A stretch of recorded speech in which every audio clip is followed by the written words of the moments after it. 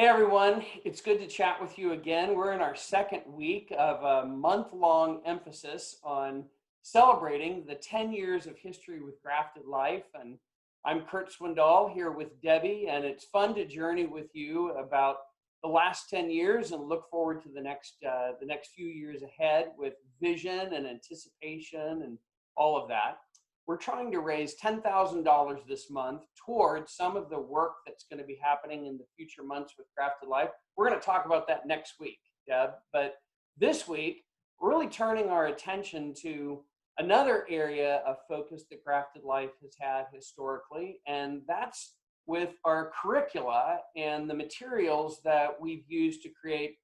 Well, you and I have been debating for the better part of today what to call this, haven't we?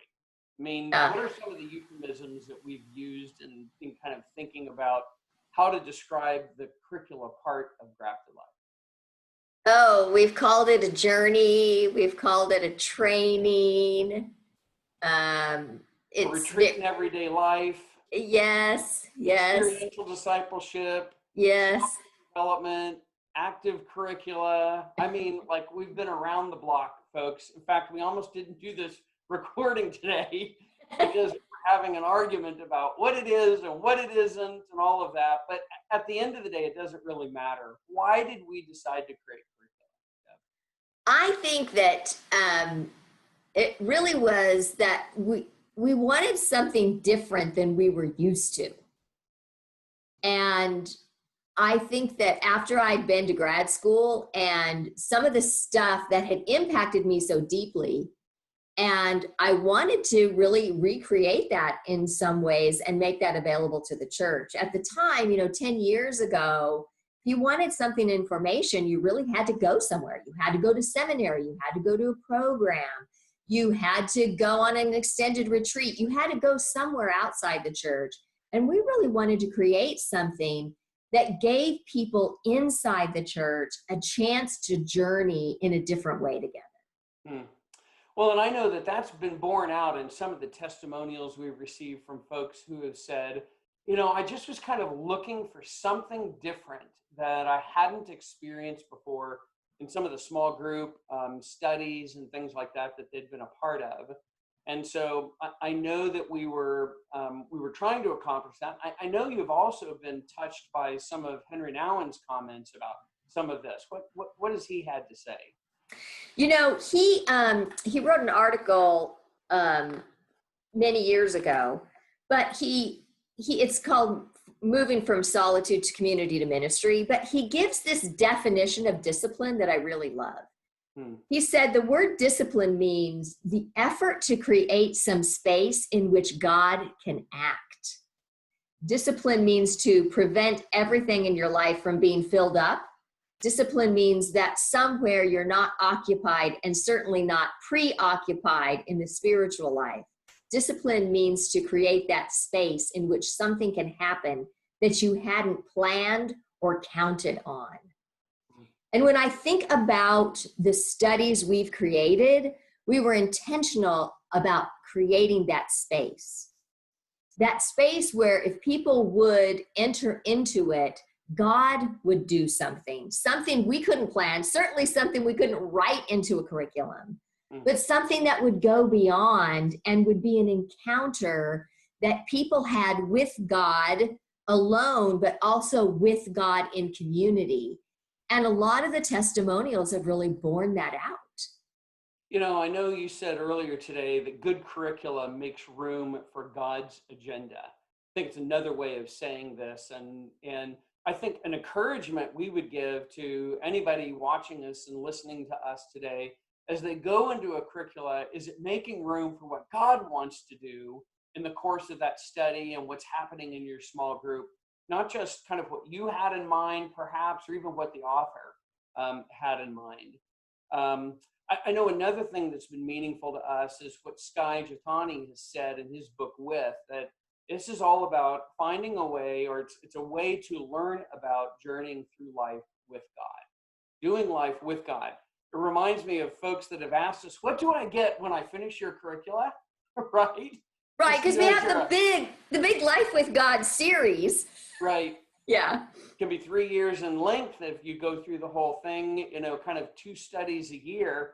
It's, do I get a certificate? And you've always said, Well, I think you get a life with God. you get a life with God. Yeah. You get a life with God. And it always cracks me up when people get like maybe to semester 4 or 5 and they go, oh, I get it now. Like I get a life with God. Like I get enough practice that I start seeing and anticipating and have a deeper awareness of where God is in my life. And I'm actually interacting with him on a much more regular basis than I did before.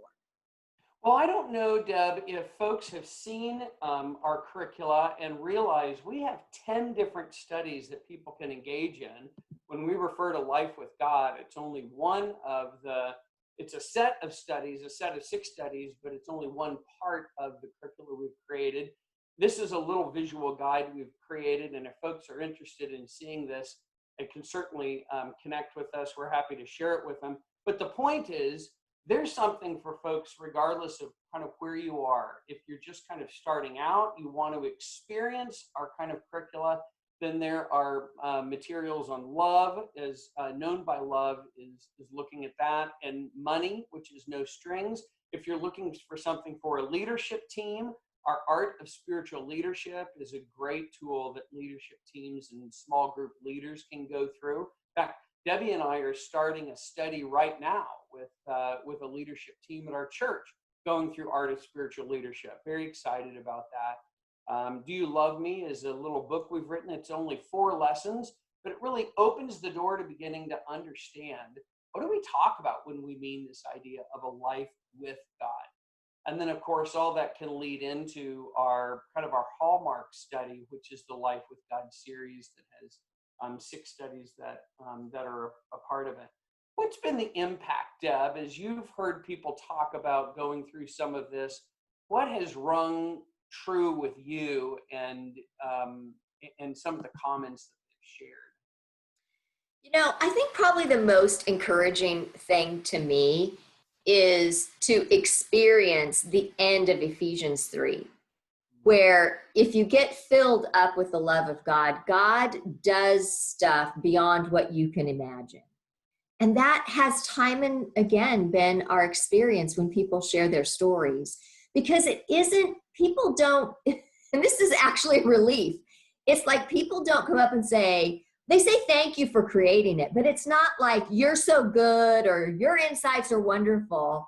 It's like the word spoke to me and my time with God was so helpful to me.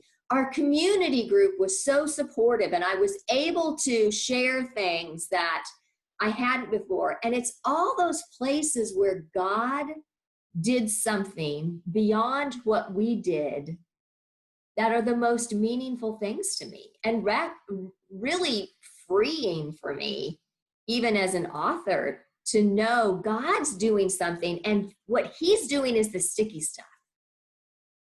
Well, it's really gratifying. I know what went into the creation of the materials, and it was not an easy process. We went through ups and downs just in our own lives and feeling those things personally. And I think you don't get to just kind of create a curricula like this. You have to live it. And I think that's very much what our experience was. But the gratifying part on the other side, I've been through several of our studies, some of them several times, and I've gotten something different from them each time. So it's great to be able to share with pastors who are looking for resources for their church about what our own personal experience has been, as well as the experience of others. So what's ahead? What's your vision, Debbie, for curricula? And I'm not going to give you long to answer this question. So. Well, I mean, I'd love to see it be more widely used because I do think that there's a lot of hope in it. Mm-hmm. That yes, God is still doing something. And if we will open up some space for him, it'll be beyond what we imagine. But we also want to expand to some other products, which we're going to talk about next week. And I'm really excited about that. But specifically, we've been talking for the last couple of years about how we can do something for children. And we're going to be looking at doing something for children through their caregivers. through those adults that actually interact with them. So Parents we'll and talk more about that. grandparents, parents and grandparents and uncles and aunts and other caregivers and folks like that. I'm telling you, folks, if you want to be excited about something coming up, join us next week for that discussion. It is truly exciting to see some of the stuff that's on the drawing board and what's planned. So we have a lot to share with you next week. So we're not going to go into that then. In 2 weeks, we'll share a little bit more about how we want to create greater awareness of the resources of grafted life.